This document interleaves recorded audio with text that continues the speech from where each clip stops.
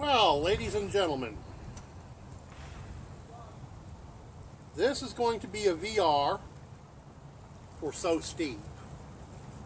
He's doing a sub-appreciation giveaway. I will include the details down below.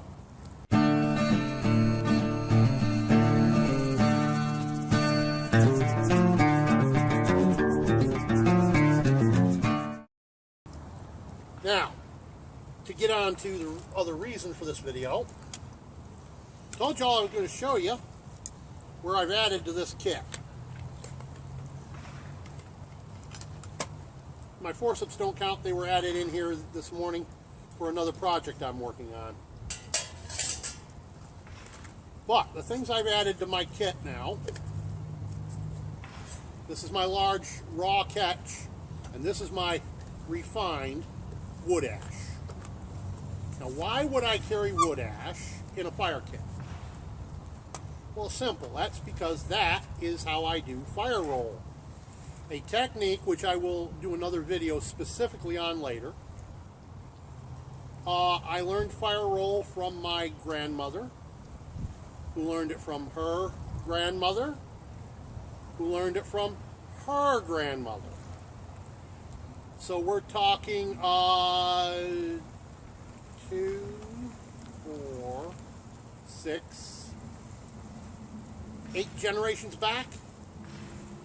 Every one of them Native American. Now, I've heard certain people out there on the interweb say how this was invented by a German in 1960. Well, my grandmother was teaching it to me in the 50s. And she said she learned it as a child, and now we're talking turn of the century, 1900, 1902. I'm sorry, it doesn't ring true. I'm not saying he didn't come up with it on his own.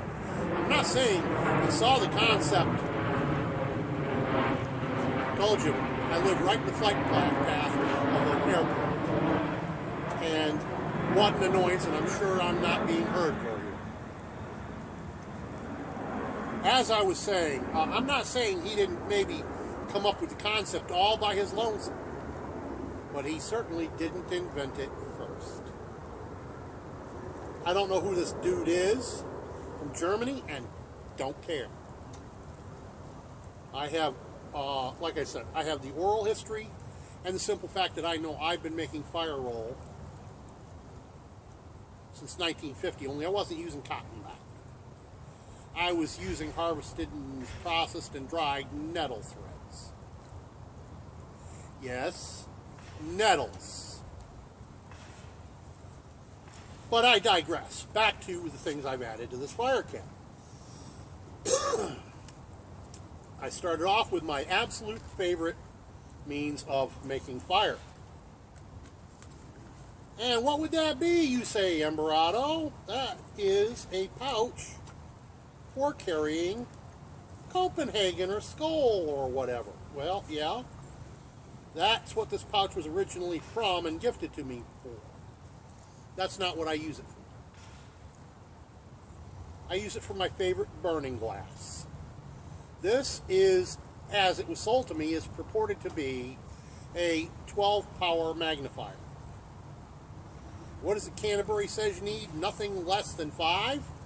I think that covers it.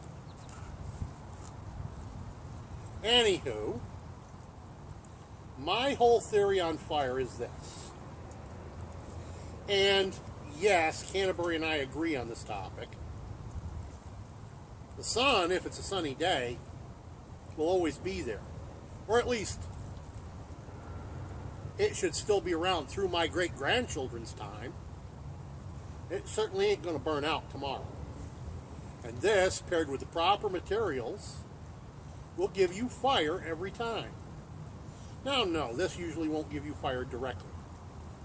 But you can make an ember by sawing into a horse of fungus.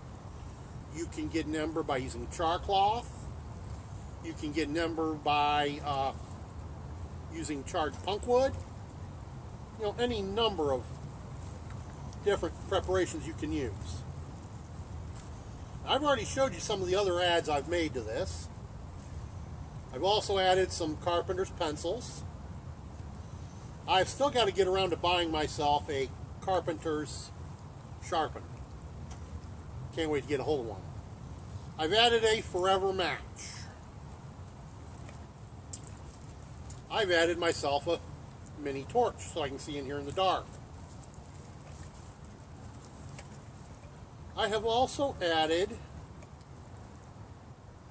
this is 20 batteries. Yes, I said 20.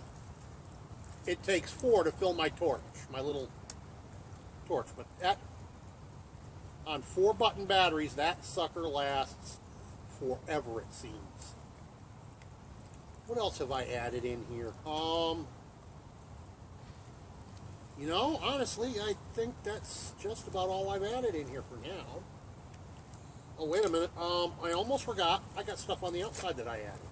What was I thinking?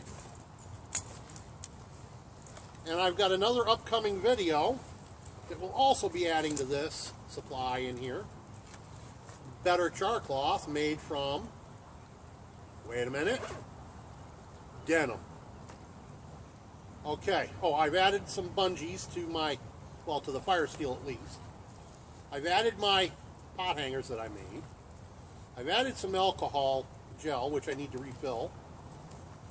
I've added some mule tape, a seatbelt cutter / paper cutter. I showed it to y'all when I made it, my blow tube for, well, pocket bellows, if you will.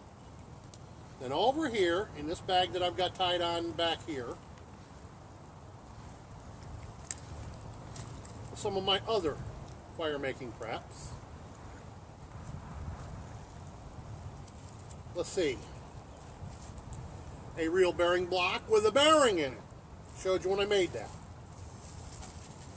I showed you my little slow match that I made. Some fat wood pieces. And some steel wool. Now all I got to do is get me, wait a minute, that's right, I've got a battery. And so, I just thought I'd give you an update of what I've done to this fire kit. I also do DIY. I'd like to see you do more of the kind of DIY that I do. Not that you haven't, if you have, I haven't seen. Where I take cast off junk and turn it into something useful. Stuff I pick up anywhere. You can check a bunch of my videos. I mean, case in point, a stove out of empty cans. I've got a video up, frying pan out of the lid of a car wax container that was metal. I mean, you name it, all kinds of stuff. Scrap bits of wire to make my pot handle off of a turkey roasting pan that was thrown away. $1 for 3 of these pots at a tag sale. The lids, well, okay, that part I actually bought new. The lid material for these pots, $1 each at the Dollar Tree, and I got 2 lids out of each one. So a 50-cent lid and 30 cents for the pot, 88 cents. There you go, hey, you can't beat that with a stick. And it's 1 quart.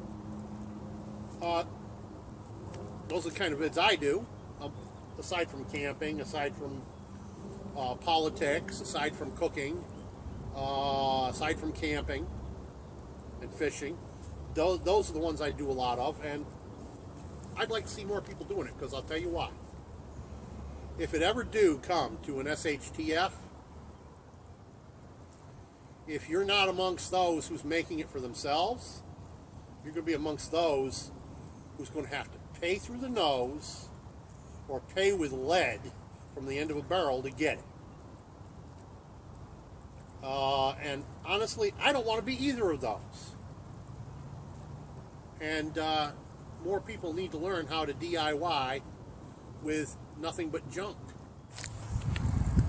By the way, ladies and gents, Try and take a child out into the woods and get them some dirt time to learn how to do some of these things.